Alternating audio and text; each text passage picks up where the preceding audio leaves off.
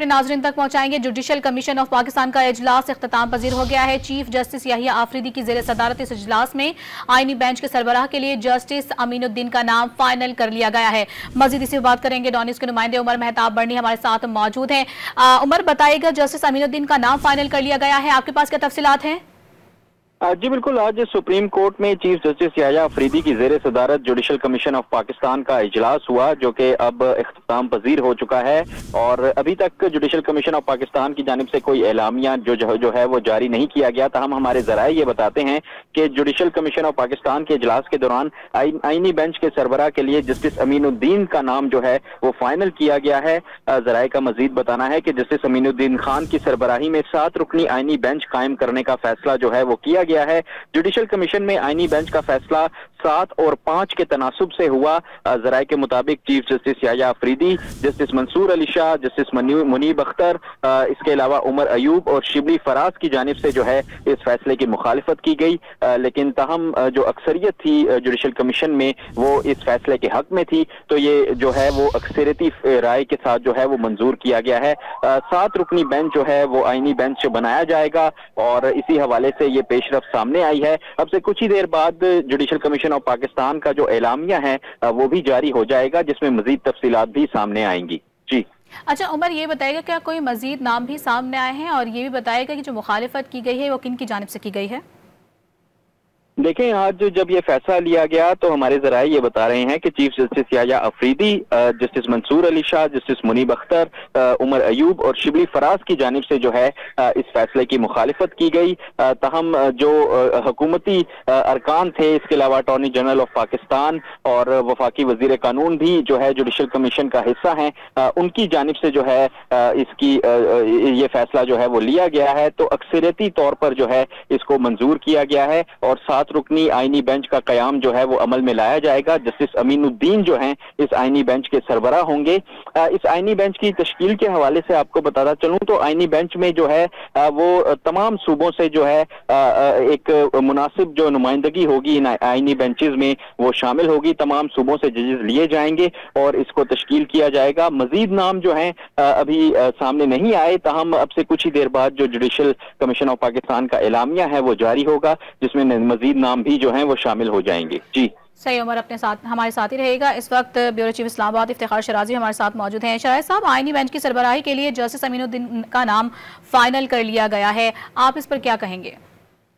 देखें, ये एक्सपेक्टेड था उनका नाम, क्योंकि बहुत सारे सर्कल्स में ये बताया जा रहा था कि अमीनुद्दीन खान साहब भी जो आईनी बेंच बनेगा सुप्रीम कोर्ट में उसके सरबराह होंगे।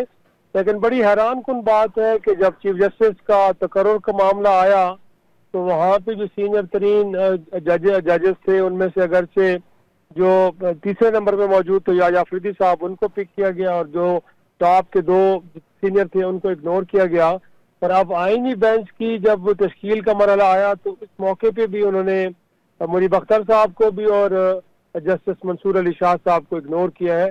तो ये अपने हवाले से बड़ी हैरान कुन बात है कि सीनियरिटी के हवाले से, उनके कंडक्ट के हवाले से, उनके फैसलों के हवाले से तो उनको बड़ा सराहा जा रहा है।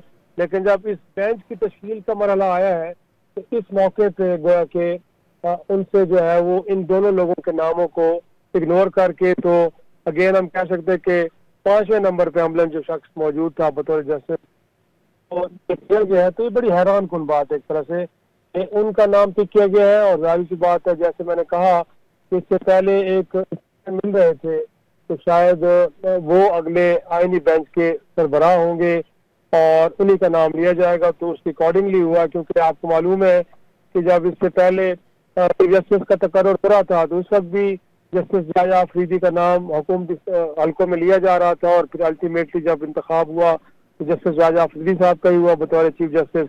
पर अब आईनी बेंच के सरबराह के लिए भी अमीनुद्दीन खान साहब का नाम लिया जा रहा था, तो अब वो बन गए। तो अब उनका, क्योंकि वो आईनी बेंच के सरबराह है, तो लिहाजा जुडिशल काउंसिल के जो ग्रुपन वो उनका किरदार वो भी एक हो जाएगा, क्योंकि डेफिनेटली जो फॉर्मेशन है इस वक्त जुडिशल कमीशन की, तो उसमें जो आईनी बेंच का सरबराह है वो भी उसका मेंबर होगा। तो अब डेफिनेटली उनको हुकूमती क्योंकि अरकान ने चुना है, तो आने वाले वक्त में जुडिशल कमीशन के अंदर जो भी फैसले होंगे उसमें मुमकिन तौर पे उनका जो वोट है वो हुकूमती वोट के साथ ही खड़ा होगा। तो काफी एक मजबूत पोजीशन हो गई है इस वक्त हुकूमत की। उनके अगरचे जो इस वक्त भी फॉर्मेशन है उसमें पलड़ा भारी है हुकूमत का, क्योंकि जैसे अभी बर्नी बता रहे थे कि एक तो 2 पार्लियामेंटेरियन है हुकूमत वक्त के, साथ में उनके अटॉर्नी जनरल वो भी हुकूमत के नुमाइंदे होते हैं, वजीर कानून भी हुकूमत के नुमाइंदे होते हैं, और साथ में जो बार का नुमाइंदा और एक अकलियत ही है। तो कम से कम ये 6 वोट तो 7 वोट तो ऐसे हैं कि जो हुकूमत के अपने हैं। तो 13 रुकनी के अंदर पहले भी जो इक्वेशन है वो हुकूमत की फेवर में है।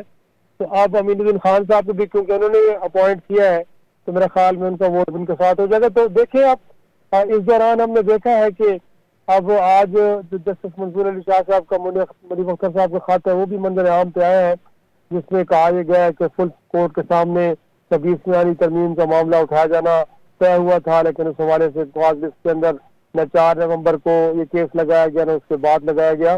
तो मेरे ख्याल में वो भी एक कंट्रोवर्सी मौजूद है। तो अभी नए चीफ जस्टिस के लिए और भी कुछ चैलेंजेस हैं, आप देखें उनके ऊपर वो किस तरह की पोजीशन लेते हैं। तो इस वक्त हम कह सकते हैं कि जो हुकूमत का प्लान है उसके अकॉर्डिंगली आगे बढ़ रही है, तो उसको ज्यादा कोई एक तरह से मज़ाहमत या रुकावट कहीं नहीं मिल पा रही। जी सही। जुडिशल कमीशन ऑफ पाकिस्तान का अहम इजलास इख्तिताम पजीर हुआ, जहां पर आईनी बेंच के सरबराह के लिए जस्टिस अमीनुद्दीन का नाम फाइनल कर लिया गया है। इसी पर हमारे साथ मौजूद है हमारे नुमाइंदे उमर मेहताब बर्नी और ब्यूरो चीफ इस्लामाबाद इफ्तिखार शराजी। बहुत शुक्रिया आप दोनों।